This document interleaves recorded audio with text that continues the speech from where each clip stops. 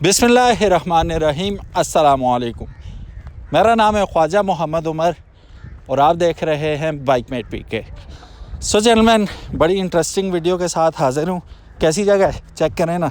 जितनी देर तक मैं मोटरसाइकिल तक पहुँचता हूँ, अगर आपने बाइकमेट पीके को सब्सक्राइब नहीं किया तो मेक श्योर कि आप चैनल को सब्सक्राइब कर लें ताकि इसी किस्म की इंटरेस्टिंग वीडियोज़ आपको देखने को मिलती रहें। सांस चढ़ गया यार इतना सा चलने से। दो मोटरसाइकिल्स हैं जी हमारे पास, बिल्कुल ही डिफरेंट कैटेगरीज़ के और डिफरेंट। अब आप सोच रहे होंगे कॉम्बिनेशन तो बनता ही नहीं है यार, कंपैरिजन बनता ही नहीं है, तो किधर रिव्यू ले आए हो। जो दिल होता है उठा के ले आते हो, लेकिन देयर इज़ अ कैच। अब मैं जो आपको बात बताने लगा हूँ आप परेशान ही हो जाएंगे, कहेंगे ये एक और बहुत बड़ी चावल मार दी है। लेकिन जिन लोगों ने दोनों बाइक रखे हैं और चलाए हैं वो एग्री करेंगे इस बात से। सो मैंने दोनों रखे हैं, तो मैं आई कैन टेल यू बिल्कुल ऑनेस्टली बता सकता हूँ कि माइलेज की टेंशन नहीं है। अगर आपने GS 150 भी रखा हुआ है और सिर्फ शहर के अंदर चला रहे हैं, तब भी इसके साइज़ पे मत जाइएगा, इसके इंजन कैपेसिटी पे मत जाइएगा। 150 सीसी है, तकरीबन 12 हार्स पावर बनाता है ये। दो बंदे बिठा के हम इन पहाड़ी इलाकों में घूम फिर के तकरीबन 50 किलोमीटर चले थे। दो बंदे बिठा गए, ऐसी चढ़ाइयाँ उतराइयाँ। 44 से 45 किलोमीटर 12 लीटर इसने खाया था।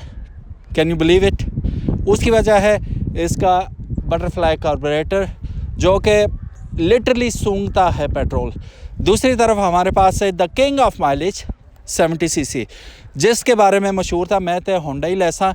वो जो नारा था ना, मैं ते होंडा ही लेसा, वो 70 की वजह से आया था और वो इश्तिहार में यूज़ हुआ था। वो इस वजह से कि जैसा मैंने कहा माइलेज किंग था ये।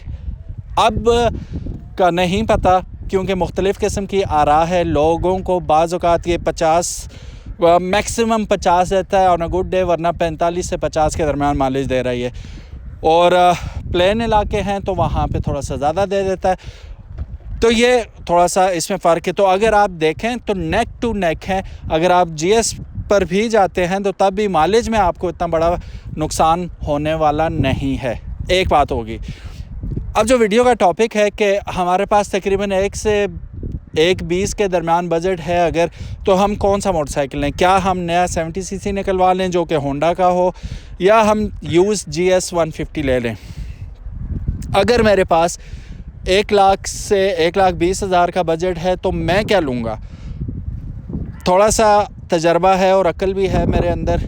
तजर्बा मीन्स दोनों बाइक रखे हुए हैं, चलाने का भी पता है और यूज़ करने का भी पता है, दोनों को यूज़ करके देख चुका हूँ। तो अब अगर मेरे पास 1,20,000 रुपये है तो मैं क्या 70 सीसी नया निकलवा लूँगा या मैं जाऊँगा GS की तरफ। इसमें एक लॉजिक है, नया मैं कभी नहीं लूँगा। वजह बताता हूँ।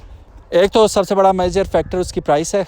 सेकेंडली मैं थका हुआ 70 लेके, थका हुआ बिल्कुल ख़त्म 70, वो लेके 15-20 हज़ार रुपया लगा के क्यों ना, मतलब मैं अगर 30-35 का 70 ले लेता हूँ, 25 हज़ार रुपया लगा के 0 मीटर कर लेता हूँ रजिस्टर्ड हुआ हुआ बाइक, तो वो अक्लमंदाना काम होगा। तो वो मुझे बहुत ही ज़्यादा ख़र्चा करके भी 60 हज़ार रुपये तक पड़ जाएगा। रजिस्टर्ड बाइक पुराना है ना, मैंने सब कुछ नया लगा दिया, इंजन भी उसका वो A1 कर दिया, शॉक्स भी ज़बरदस्त करवा लिए, सीट भी नई लगा ली, टैंकी टॉप पे तो मसला नहीं है। तो ये 60 हज़ार रुपये तक VIP तैयार मुझे रजिस्टर्ड मोटरसाइकिल मिल जाएगा। तकरीबन 60 तक, 60 भी मैं एग्जैजरेट करके बता रहा हूँ, लेकिन चलो 60 हज़ार रुपये तक। तो मैं क्यों नया निकलवाऊँगा, अक्ल नहीं मानती इस बात को। दूसरी तरफ आते हैं तो हमारे पास है GS 150।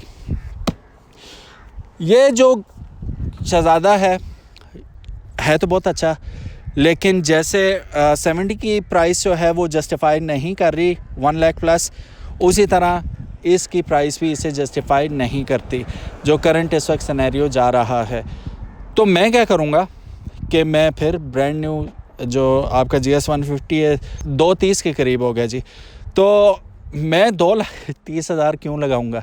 मैं क्या करूँगा, पीपा सा कोई फारग मोटरसाइकिल ले लूँगा GS 150, मैं फिर उसे बनाऊँगा। अच्छा, ये मैं यहाँ पे एक बात बता दूँ कि इसे बनाना इतना आसान नहीं है जैसे कि होंडा को बनाना है या कोई चाइनीज़ मोटरसाइकिल को बनाना है। इसके पार्ट्स बहुत महंगे हैं। महंगे होने के बावजूद ये मुझे लाख से भी कम पूरा बाइक येस होके तैयार होके जेन्युइन हालत में 1,10,000 रुपये में पड़ जाएगा। ठीक है। मिसाल मैं देता हूँ, जो इसकी गरारी है ना, जो सेल्फ को चलाती है, सेल्फ वो अगर स्लिप हो जाए तो आज से 4-5 महीने पहले 22,000 रुपये की थी वो गरारी, ओरिजिनल जेन्युइन जो है। तो ये इसके पार्ट्स का हिसाब है। इवन देन ये मुझे लाख या थोड़ा सा लाख से ऊपर 1,10,000 ही कर लो, 1,20,000 ही कर लो, 1,20,000 में मुझे ब्रांड न्यू टाइप का मोटरसाइकिल, टाइप इसलिए कह रहा हूँ कि होगा तो वो ब्रांड न्यू, लेकिन कंपनी से नहीं निकला हुआ, वो हमने खुद ब्रांड न्यू कर दिया। फिर दूसरी बड़ी मज़े की बात इसमें यह हो जाएगी कि ऑलरेडी रजिस्टर्ड होगा, जो मैं बाइक ख़रीदूँगा वो रजिस्टर्ड ही होगा, कागजात पूरे होंगे, बाइक ख़त्म है, नो वरीज़।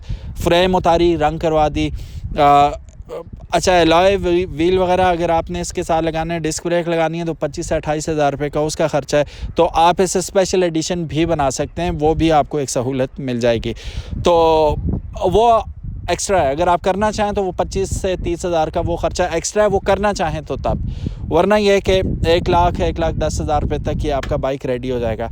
तब मुझे अगर उतनी ही कीमत में GS ब्रांड न्यू मिल रहा है तो अक्ल का तकाजा ये है कि मैं GS लूँगा।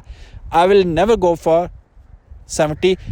उसकी वजह यह है कि अगर सेम चीज़ है और उसमें पावर मुझे ज़्यादा मिल रही है और कंफर्ट ही आउट क्लास है इस मोटरसाइकिल की, ये बात आप मानेंगे कि इंतहाई कंफर्टेबल है। सॉय सीट के, ये गिला सबको है मेरे समेत, सीट आप पोशिश वालों से अच्छी बनवा लें, ये सीट बेकार है। अब बेकारी की बात करूं तो सारा कुछ ही बेकार है GS का, सॉय इसके इंजन टॉप नॉच है, ज़बरदस्त है, बाकी सारी चीज़ें इसकी फ़ारग हैं। लोग कहते हैं ना GS लवर है तो GS हेटर भी है, ऑड डिज़ाइन है, ओल्ड डिज़ाइन है, वही चला रहे हैं। सेम गोज़ फॉर 70, वही चीज़ है, सीट भी थर्ड क्लास है, सारा कुछ थर्ड क्लास। अब तो नया मॉडल जो आ रहा है, अब जो पुराने 70 वाले हैं वो क्यों नहीं ले रहे नया, उन्हें पता है कि वो हैवी भी था, सॉलिड भी था। जिसने रखा हुआ है तो नई खुद ही आप दास्तानें सुना दें जो आपके साथ हुआ है 18, 19, 20, 21, 22 मॉडल में 70 के। और ये तो है ही बेकार है, शुरू से ही ऐसा है। लेते ही आपको हेडलाइट चेंज करानी है, फिर उसके बाद आपकी ब्रेक बत्ती जो है वो ख़राब हो जाती है, ठीक है, वो आपकी ब्रेक जब दबाते हैं तो वो ऑन नहीं होती। फिर उसके बाद उसकी वजह ये है कि यहाँ ये जिसका बाइक है उसने उसे भी उतारा हुआ निज़ाम ही यहाँ पे होता है, वो उसका स्विच सा वो ख़राब हो जाता है। फिर इसमें ऐसे फ्लावर निकलते हैं, आप परेशान हो जाते हैं। फ्यूज़ उड़ जाता है जी इसका, तो वो सारी चीज़ें, फ्यूज़ उड़ने का हल ये है कि इसका कनेक्शन आप ब्रेक बत्ती से ख़त्म करते हैं, फ्यूज़ फिर कभी नहीं उड़ता आपका। मेरे साथ बड़ी दफ़ा हुआ, आपके साथ भी हुआ तो बताइएगा कि चलते चलते बाइक एकदम बंद हो जाता है, ख़त्म, पावर ही नहीं है, सेल्फ मारो जो किक मारो नहीं स्टार्ट होता, फ्यूज़ उड़ जाता है इसका। फिर हॉर्न पे ज़रा सा जो ओरिजिनल है इसका पानी लगता है, हॉर्न फारग हो जाता है, तो बाइक ही फारग है। तो उसका हल क्या है, पहले तो आप इसका कनेक्शन हटा दें, फिर उसके बाद तगड़ा एक फ्यूज़ डाल दें, दैट्स इट, और कुछ करने की ज़रूरत नहीं है। बस इसका आप हेडलाइट अच्छी सी गैलेक्सी ऑटो से लेके लगा लें। चलते चलते मैंने अपनी प्रमोशन भी कर दी है, देखो जी ये हाल है।